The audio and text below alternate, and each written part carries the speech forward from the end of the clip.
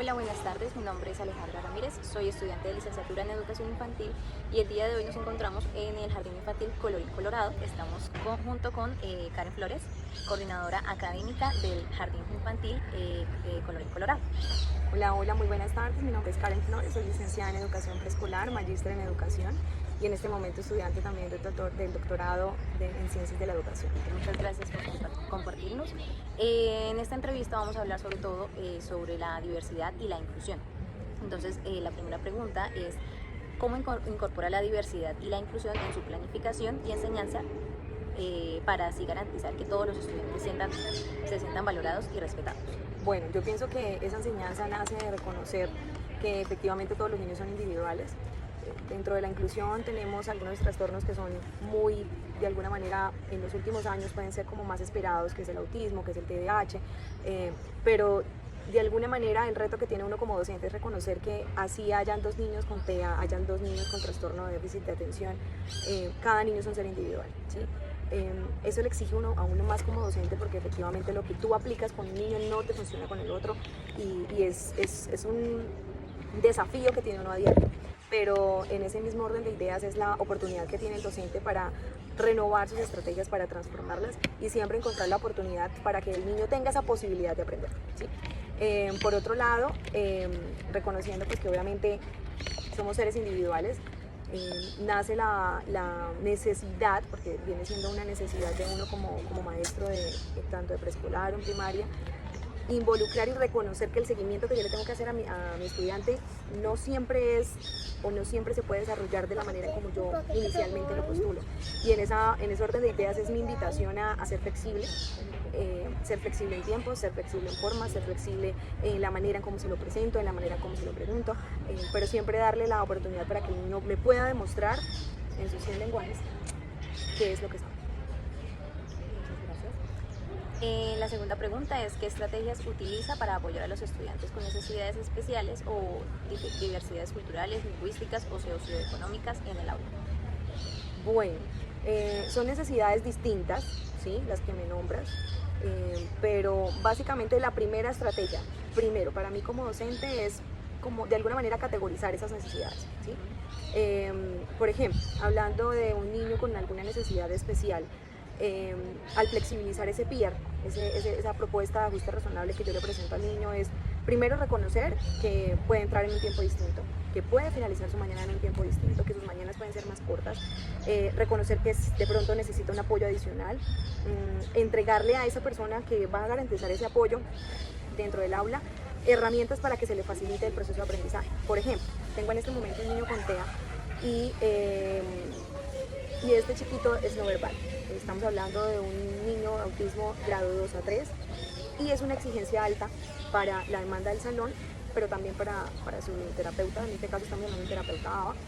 ¿Y qué estrategia le entrego yo a esa terapeuta? Le entregué unas flashcards pequeñas tipo llavero. Como el niño no habla, no es verbal, entonces en el momento en el que yo quiero que él lleve o identifique un color, ella va buscando, como es un niño visual también, él identifica y le digo, le muestras, necesito que me des el color amarillo, y ella señala y el niño eventualmente lo va a buscar, ¿sí? Esa es una de las pocas, de alguna manera, una de las pocas estrategias que uno empieza a involucrar dentro del día a día. Ahora, si de pronto habláramos de necesidades socioeconómicas, encontramos una comunidad que también apalanca mucho a esas mismas necesidades, y trabajando de pronto en un sector público es mucho más visible, ¿sí? A veces esas necesidades socioeconómicas derivan en si tienen o no una cartuchera, si tienen o no los elementos para desarrollar esa clase, pero encontramos muchos apadrinamientos que pueden de alguna manera minimizar y que no sea un obstáculo finalmente para el desarrollo de la clase. Entonces, esas son como algunas, pero siento que todas son como muy individuales en torno a esa misma necesidad. Y como tercera pregunta es, ¿cómo fomentar un ambiente de respeto y empatía en el aula y cómo abordar situaciones de exclusión o discriminación cuando ocurren? Bueno, todo el mundo habla de la empatía y todo el mundo, ahorita, que es un término que es muy frecuente, ¿no? Pero pocas veces sabemos cómo ser empáticos o cómo generar esos espacios de empatía. Pero siento que fomentar ese ambiente nace desde mí, ¿sí? Desde la manera en cómo recibo la mañana, desde la manera en cómo entro a mi salón, saludo a mi co-teacher, incluso aquí en Colorín tenemos, cada una de las misas está su co-teacher, está su miss, pero muchas veces, y aunque es realmente una habilidad importante empezar a gestionar esa diferenciación entre situaciones personales y situaciones laborales, hay veces que uno llega con la energía muy bajita, ¿sí? Entonces es reconocer que de pronto si mi co-teacher está muy bajita, bueno, yo me acerco. A veces tan solo el tocar, el decir quieres un café, buenos días, ¿cómo amaneciste? ¿Sí? Son varias las cosas que empiezan a generarse dentro de uno para fomentar ese ambiente, porque eventualmente todo radica entre nosotras y si nosotras estamos con toda la energía puesta, pues de ahí el ambiente se va a tornar de esa manera. Ahora, dentro de los niños tenemos ciertas rutinas que han favorecido mucho la empatía y el respeto y nosotros acá en Colorín generamos una asamblea de reconocimiento. Esa asamblea de reconocimiento parte de identificar quién está, quién no está, por qué no está, si llegó o no llegó, sabemos si está enfermo, alguien supo o habló con este amigo. Pero también está en no solo identificar si estamos o no estamos, sino cómo nos sentimos, ¿sí? Y es un ejercicio bastante importante empezar a validarnos desde que llegamos para generar esa empatía cómo nos sentimos, ¿sí? Hay chiquitos que llegan de pronto y dicen, estoy triste porque mi mamá me regañó o porque no me comí el sándwich que yo me quería comer en el desayuno.